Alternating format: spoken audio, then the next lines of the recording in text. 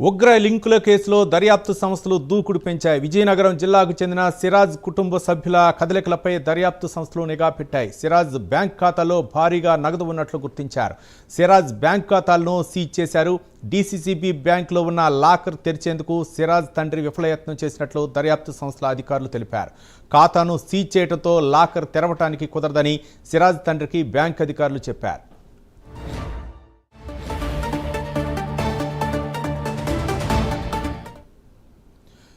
ఉగ్ర కదలికలపై ఎన్ఐఏ అధికారులు ఉక్కుపాదం మోపుతున్నారు. మరోపక్క సిరాజ్ బ్యాంక్ ఖాతాలపై అలాగే వాళ్ళ కుటుంబ సభ్యుల యొక్క వ్యవహారాలపై కూడా నిఘా పెట్టినట్టు తెలుస్తుంది.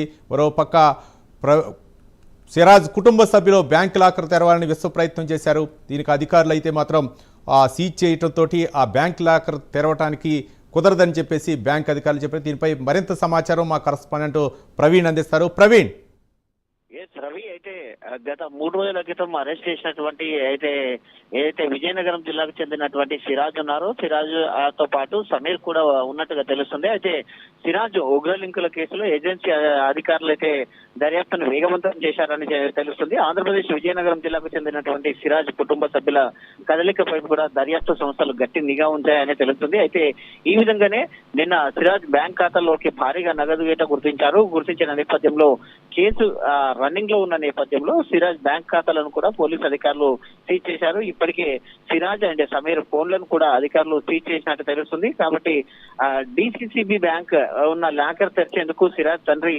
అయితే విఫలయత్నం చేస్తున్నట్టుగా తెలుస్తుంది.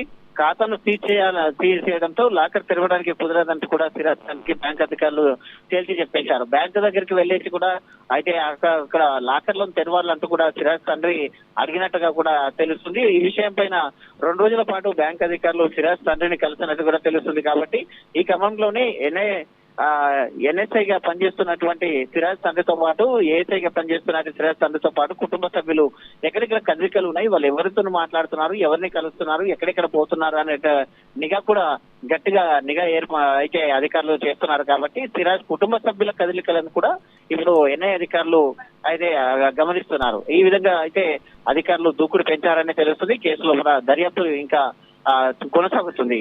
Ravi, right, thank you Praveen.